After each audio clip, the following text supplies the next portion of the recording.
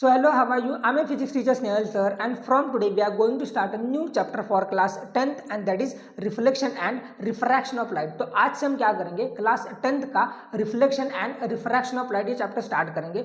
और हम क्या करने वाले आज, तो बस रिफ्लेक्शन ऑफ लाइट को स्टडी करने वाले हैं। मतलब क्या, तो हम क्या करेंगे आज रिफ्लेक्शन ऑफ लाइट को इन डिटेल स्टडी करेंगे। इसमें हम क्या देखने वाले हैं, तो देखो सबसे पहले हम क्या करेंगे, तो कुछ डेफिनेशंस देखेंगे, मतलब सेंटर ऑफ कर्वेचर या फिर प्रिंसिपल एक्सिस, तो कुछ डेफिनेशंस देखने वाले। और उसके बाद reflecting materials like concave mirror and convex mirror की बात करेंगे। तो ठीक है, लेट्स स्टार्ट आवर क्लास। तो देखो सबसे पहले हम क्या करते हैं, तो रिफ्लेक्शन क्या होता है ये देख लेते हैं। तो देखो रिफ्लेक्शन की डेफिनेशन मैंने यहाँ पे लिखी है, that is bouncing back from the surface in the same medium is called as a reflection. मतलब क्या, तो लाइट रे का उसी मीडियम में क्या करना, वापस जाना, दैट इज उसी मीडियम में बाउंस बैक करना, इसी को हम क्या बोलते हैं, तो रिफ्लेक्शन बोलते हैं। देखो यहाँ पे जो ए बी है आपकी वो क्या है, तो इंसिडेंट रे है, एंड बी सी क्या है आपकी, तो रिफ्लेक्टेड रे है।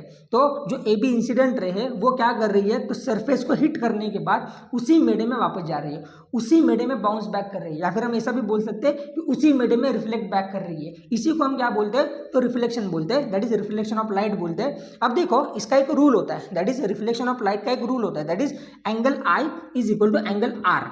दैट इज एंगल आई क्या होता है, तो वो होता है angle of incidence, and angle R क्या होता है, तो वो होता है एंगल ऑफ रिफ्लेक्शन।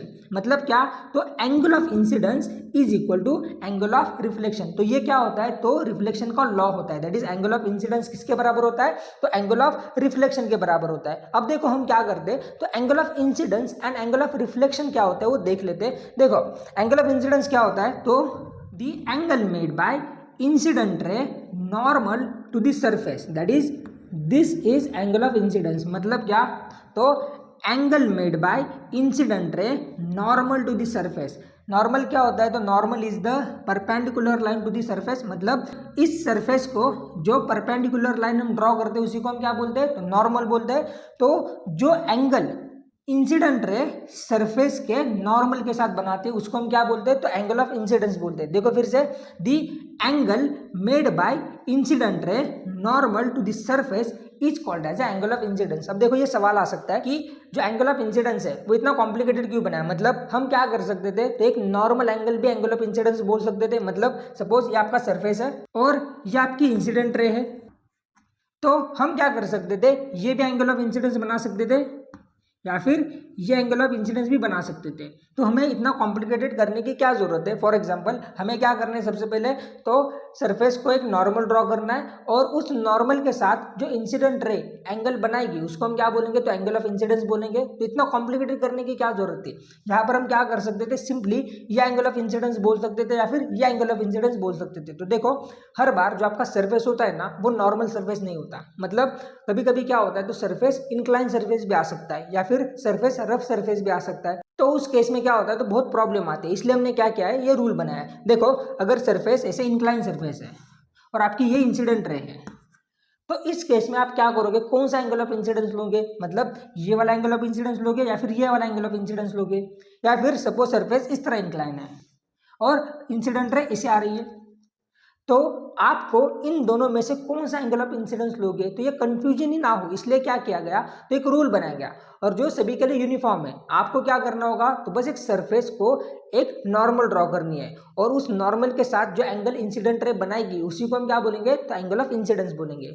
सो ये था एक्सप्लेनेशन एंगल ऑफ इंसिडेंस के लिए। और देखो सेम क्या होता है, तो एंगल ऑफ रिफ्लेक्शन होता है। मतलब क्या, तो angle made by reflected ray normal to the surface is called as a angle of reflection. मतलब क्या, तो जो एंगल रिफ्लेक्टेड रे सरफेस के नॉर्मल के साथ बनाते हैं उसी को हम क्या बोलते हैं, तो एंगल ऑफ रिफ्लेक्शन बोलते हैं। सो हम क्या कर सकते हैं, तो देखो जो रिफ्लेक्शन की डेफिनेशन मैंने लिखी है ना उसको और थोड़ा सा इंटरेक्टिव बना सकते हैं। कैसे, तो हम क्या करेंगे, ये जो लॉ है इस रिफ्लेक्शन के डेफिनेशन में डाल सकते हैं। तो देखो कैसे, तो देखो the bouncing back from the surface in the same medium such that angle of incidence is equal to angle of reflection। तो अगर आपको क्या करना है, आपके डेफिनेशन को थोड़ा सा और इंटरेक्टिव बनाना है तो हम क्या कर सकते हैं, इस लॉ का यूज भी कर सकते हैं डेफिनेशन बनाने के लिए। तो देखो अब हम क्या करते हैं, तो कुछ डेफिनेशंस या फिर कुछ टर्म्स की बात करते हैं, जैसे कि centre of curvature and radius of curvature, principal axis and focus point वगैरह इनकी। सो अब हम क्या करते हैं, तो सेंटर ऑफ कर्वेचर की बात करते हैं। तो देखो सेंटर ऑफ कर्वेचर क्या होता है, तो इट इज द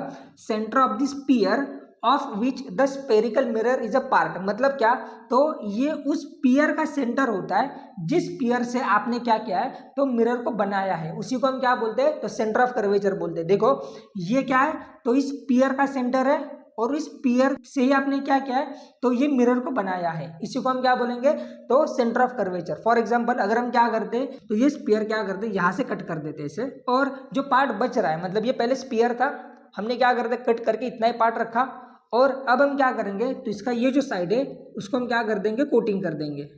और कोटिंग करने के बाद क्या होगा, तो आपके लिए एक मिरर बनेगा। देखो पहले क्या था, तो एक स्फीयर था, आपने क्या कर दिया, इतना पार्ट हटा दिया और इतना ही पार्ट रखा, और उसका ये सरफेस आपने क्या कर दिया, कोटिंग कर दिया, तो आपके लिए ये क्या बना, मिरर बना। अब देखो सेंटर ऑफ कर्वेचर क्या होगा, तो उस स्फीयर का सेंटर होगा जिस स्फीयर से आपने ये मिरर को बनाया है, उसी को हम क्या बोलेंगे, तो सेंटर ऑफ कर्वेचर बोलेंगे। और देखो कंफ्यूज कहाँ होते हैं लोग, तो जो मिरर का सेंटर होता है ना, उसको हम पोल बोलते हैं। तो स्फीयर के सेंटर को हम क्या बोलते हैं, तो सेंटर ऑफ कर्वेचर बोलते हैं, और जो मिरर होता है उसके सेंटर को हम क्या बोलते हैं, तो पोल ऑफ द मिरर बोलते हैं। देखो ये होता है आपके लिए सेंटर ऑफ कर्वेचर, और ये होता है आपके लिए पोल ऑफ द मिरर। और देखो the distance between centre of curvature and pole of the mirror is called as the radius of curvature. मतलब ये जो डिस्टेंस होता है centre of curvature and pole of the mirror का, इस डिस्टेंस को हम क्या बोलते हैं, तो रेडियस ऑफ कर्वेचर बोलते हैं। देखो फिर से, तो जो स्फीयर का सेंटर होता है उसको हम क्या बोलते हैं, तो सेंटर ऑफ कर्वेचर बोलते हैं। जो मिरर का सेंटर होता है उसको हम क्या बोलते हैं, तो पोल बोलते हैं। And the distance between centre of curvature and pole of the mirror को हम क्या बोलते हैं, तो रेडियस ऑफ कर्वेचर बोलते हैं। और देखो the line which is passing through centre of curvature and pole of the mirror is called as a principal axis. मतलब क्या, जो लाइन सेंटर ऑफ कर्वेचर और पोल ऑफ द मिरर से पास होती है उसी को हम क्या बोलते हैं, तो प्रिंसिपल एक्सिस बोलते हैं। तो अब देखो हम क्या करते हैं, तो कॉन्केव मिरर को डिफाइन करते हैं। तो देखो the mirror whose face towards the center of curvature is called as a concave mirror। मतलब क्या, तो जिस मिरर का फेस सेंटर ऑफ कर्वेचर की तरफ होता है उसी को हम क्या बोलते हैं, तो कॉन्केव मिरर बोलते हैं। देखो फेस मतलब क्या होता है, तो रिफ्लेक्टिंग सरफेस होता है। अब देखो ये इस मिरर का क्या है, रिफ्लेक्टिंग सरफेस है, इस तरफ का ये वाला क्या है, तो रिफ्लेक्टिंग सरफेस है।